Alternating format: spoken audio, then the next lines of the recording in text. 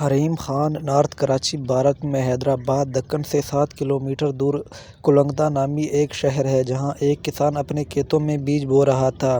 صبح کا وقت تھا۔ علاقے کا نواب سیر کرتا ہوا وہاں سے گزرا۔ کسان کو محنت سے کام کرتا ہوا دیکھ کر اس نے سوچا کہ کسان سے اس کی خیریت دریافت کرنی چاہیے۔ وہ گھوڑے سے اترا اور کھیت کے کنارے پہنچ کر کسان سے پوچھا، "کیوں بھائی، کھیتی باڑی میں تم اس قدر محنت کرتے ہو، کتنا کما لیتے ہو؟ کچھ فائدہ بھی ہوتا ہے یا نہیں؟" کسان نے سر اٹھایا اور کہا، "فائدہ کیا، فصل کٹنے کے بعد اس کے 4 حصے کر لیتا ہوں۔" نواب نے پھر پوچھا، "تو ان 4 حصوں کو تم خرچ کیسے کرتے ہو؟"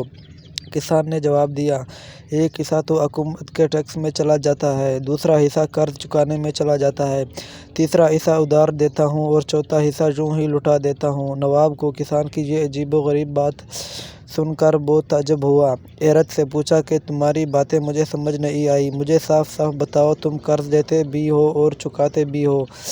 ایسا کون سا قرض ہے جو تم ہر فصل پر چکاتے ہو اور پھر بھی ختم نہیں ہوتا، اور وہ کون ہے جسے تم ہمیشہ قرض دیتے ہو، پھر ایک چوتھائی رقم تم یوں ہی اڑا دیتے ہو؟" کسان نے جواب دیا، "جناب، بات دراصل یہ ہے کہ میرے والد نے ایک ساہوکار سے رقم ادھار لی تھی۔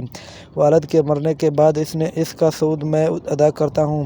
ایک حصہ ٹیکس دینے کے، دوسرا یہ ادا ہو جاتا ہے اور تیسرا حصہ ادھار دیتے ہو۔"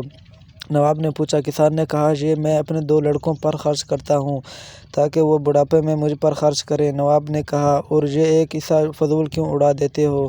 کسان نے کہا، "میری ایک لڑکی بھی ہے۔ آپ کو پتہ ہے کہ آج کل جہیز کے بنا شادی نہیں ہوتی اور جہیز ایک فضول رسم ہے۔ چوتھا حصہ اس کے جہیز کے لیے رکھتا ہوں۔ میری نظر میں یہ رقم لٹانا ہی ہوا۔"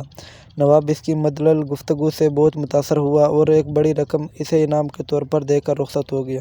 دوستو، اگر آپ کو اس طرح کی دلچسپ اخلاقی یا مزاحیہ کہانیاں سننی ہیں تو میرے چینل کو لازمی سبسکرائب کریں۔ شکریہ۔